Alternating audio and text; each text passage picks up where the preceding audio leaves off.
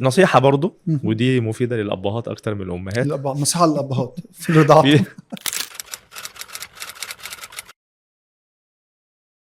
كنا في الجزء الرابع قفلنا ان احنا هنتكلم النهارده عن اللبن الصناعي، بس في كام نقطة كده كنت حابب اتكلم فيهم قبل اللبن الصناعي بحيث يبقى ايه ما سبناش اي معلومة في الرضاعة الطبيعية. تمام. تمام. فاول نقطة فيهم كده، لو واحدة عندها توأم، يعني المولود بالنسبة لها توأم، هترضع ازاي؟ بسم الله الرحمن الرحيم. يعني هو زي ما انت قلت احنا كنا المفروض فعلا نتكلم عن اللبن الصناعي، بس انت واضح انك النهارده بشكل الموبايل ده مجمع اه اسئله ده في كتير. شوية أسئلة كتير جدا. فان شاء الله نقدر نحاول ان احنا نجاوب عليها يعني. اول حاجه موضوع التوأم ده طبعا هو كتر جدا في الفتره دي بسبب يعني عمليه التلقيح الصناعي، او لما يبقى فيها مشاكل في الخلفه فعلا بنشوف بتخلف 2 و3 واحيانا 4 يعني. يعني شخصيا في الحضانه جالي 4 كذا ما شاء مره. الله. ف... ففعلا بقى الموضوع ده محتاج ان انا ابقى عارف ازاي ان انا هقدر اتعامل مع التوأم.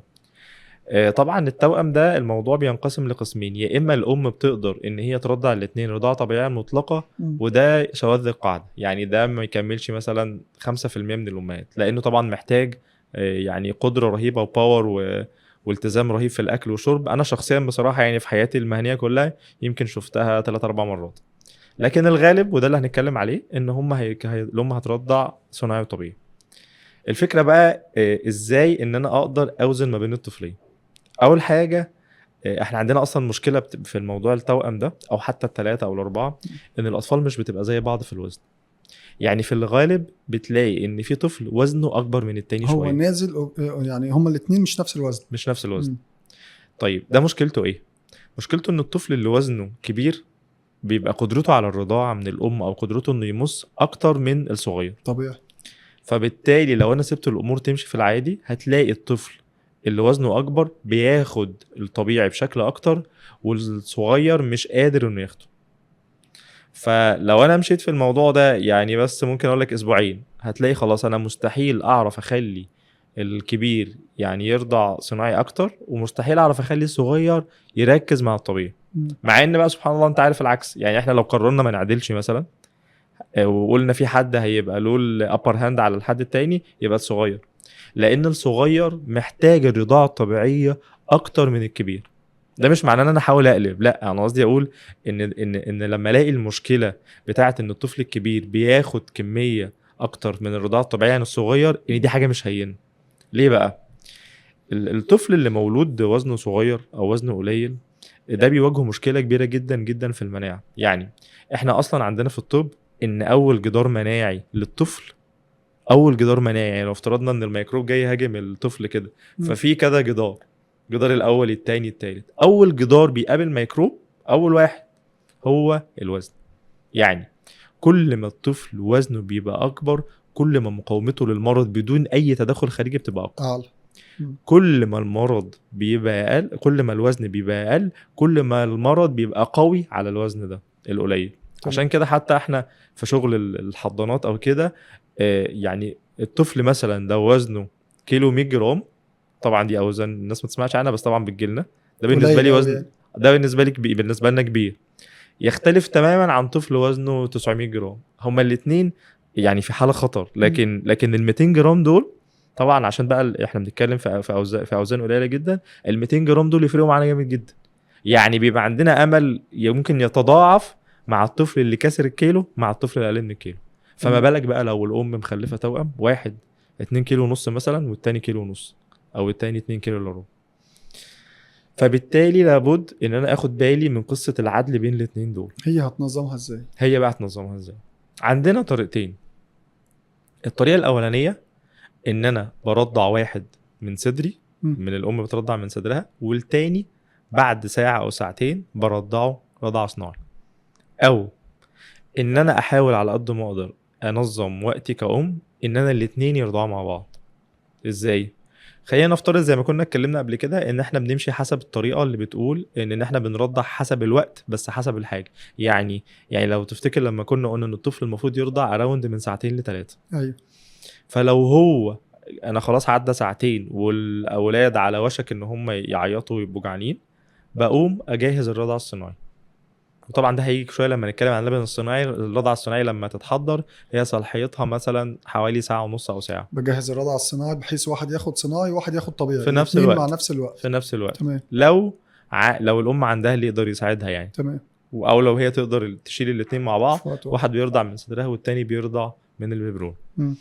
الرضع اللي بعدها بقلب، اللي رضع طبيعي بيرضع صناعي، واللي رضع بالعكس. صناعي بيرضع طبيعي، وهكذا.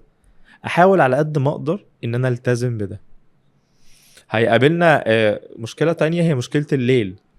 لما الاطفال بقى تبقى موجوده بالليل، هي تبقى معلماهم بقى ان ده هيصحى. طبعا هي كده كده مجهزه الببرونه جنبها، مم. فواحد بيصحى بياخد رضع صناعي، والتاني بيصحى بياخد طبيعي، وهكذا. بقلب ما بين الاثنين. تمام. طيب في سؤال تاني، لو الطفل مثلا دخل الحضانة هنرضعه ازاي وهو في الحضانة؟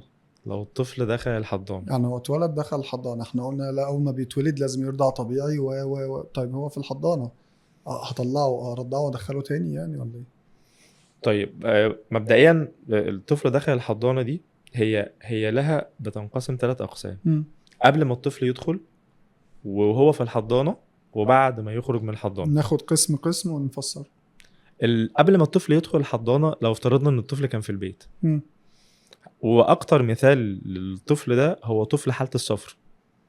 لان الطفل بيبقى مولود طبيعي، بيروح البيت، بيقعد 2 أو 3 بيصفر، بيروح للدكتور بيقيس الصفرة، بيقول للام الطفل محتاج يدخل حضانه. تمام. هنا انا عملت كسر للدايره بتاعه الرضاعه الطبيعيه. مم. هعمل ايه عشان لما يخرج بالسلامه ان شاء الله ارجع لموضوع الرضاعه الطبيعي تاني؟ لو الطفل قعد معايا كذا يوم وبدا اللبن ينزل وبدات ارضعه ودخل الحضانه، لو هي زي ما قلنا حاله صفرة او الحالات اللي هي مش محتاجه تدخل جامد او مش عنايه مركزه، مم. بعمل حاجتين. الحاجه الاولانيه ان انا بعصر اللبن من صدري بانتظام كل 3 ساعات او كل 4 ساعات، ودي نقطه مهمه جدا. مم. حتى لو المكان اللي انا يعني اتحجزت فيه، ابني اتحجز فيه، ما قالش الكلام ده، انا بقى لازم اخد بالي جدا جدا كأم من القصه ليه؟ دي. ليه؟ لان اللبن ده لو ما تعصرش من صدر الام، لو تفتكر زي ما قلنا قبل كده، هيبعت اشاره للمخ، مش هيقول للام ايه ابنك هيقول للمخ الام دي ابنها في الحضان. لا، هو يشوفها ان هي بتفطم خلاص، برافو عليك، مش بترضع. هيقول لها ايه؟ لو سمحتي خلاص احنا ما عندناش محتاجين اللبن. بالظبط. طيب يبقى المفروض لابد ان انا اعصر من صدري واعين اللبن. وطالما اتكلمنا عن التعصير، هنقول برضو ازاي ان انا احتفظ باللبن. تمام.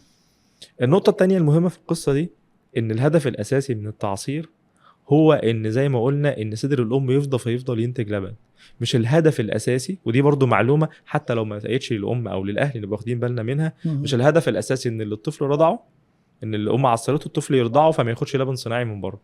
يعني معلومة طبعا عن خبرة يعني، كده كده الطفل هياخد بزيادة. يعني كده كده الطفل اللبن اللي الام هتعصره وتوديه الحضانة عشان الطفل يرضعه، هو هيرضع عليه صناعي. ليه؟ مع انه كان في البيت بيرضع طبيعي. برضو احنا كنا قلنا الكلام ده قبل كده، ان نزول اللبن بالتعصير اقل بكتير من نزوله من المص. لان مص صدر الام بيحفز اضرار اللبن بطريقه كبيره جدا. لما العامل ده انت بتسحبه وبتبدا تعصر وتفضي بس، فالكميه بتقل. بتفضل تنزل بس بتقل. صحيح.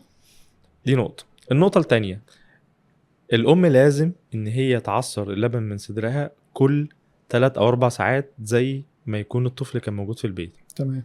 طيب اللبن بقى ده هحتفظ بيه ازاي؟ انا عصرته، هعصره ازاي واحتفظ بيه ازاي؟ اول حاجه تعصير اللبن بيتم عن طريق حاجتين، يا اما يدوي، الام بتحط كده صدرها ما بين الصبعين دول والصبع الكبير، بتقعد تبدا تحاول تضغط وتنزل اللبن. يا اما عن طريق الشفاط، يا اما الشفاط اليدوي، يا اما الشفاط الكهرباء. في شفاط يدوي وفي شفاط كهرباء، هو بامب ده. بالظبط. تمام. نصيحه برضو، ودي مفيده للابهات اكتر من الامهات. نصيحه للابهات في الرضاعه. لو الطفل يعني حاله صفرة وحاله بسيطه وكده وهتقعد ايام صغيره، مش لازم اجيب الكهرباء، لان الكهرباء ده بالوفات يعني. واحنا مش هنحتاج وقت كبير. بالظبط. واجيب اليدوي عادي والامور هتمشي، ما فيش فيها مشكله ان شاء الله. ولو حتى الام صدرها اللبن بينزل فيه مش كتير قوي، مع التعصير المنتظم الامور هتبقى ماشيه كويس. تمام. طيب احنا زي ما قلنا عصرنا اللبن، بنعمل بيه ايه؟ نحطه في الثلاجه. يعني يفضل ان احنا نحطه في الفريزر. في الفريزر. بالظبط.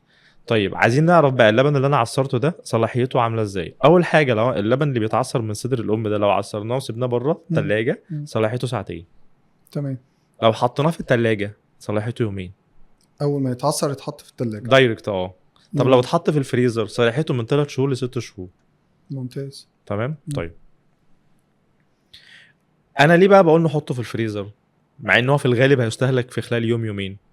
احيانا، ودي مش في الحالات البسيطه، احيانا في الحالات الخطر مم. ممكن الام تقعد تنزل لبن والطفل يبقى في الحضانه. ودي برضو معلومه يعني الام او الاهل بشكل عام محتاجين يعرفوها، ان اللبن اللي بينتج ده هيقعد مده على بال ما يستهلك للطفل. يعني لو طفل مثلا بره المثال اللي قلناه، طفل حالته كانت خطيره ودخل وقعد مثلا لسه اسبوع و10 ايام على بال ما يبدا يرضع، في معلومتين الاهل يبقوا عارفينهم. مم. المعلومه الاولانيه انه هيقعد الفتره دي كلها ما بيرضعش.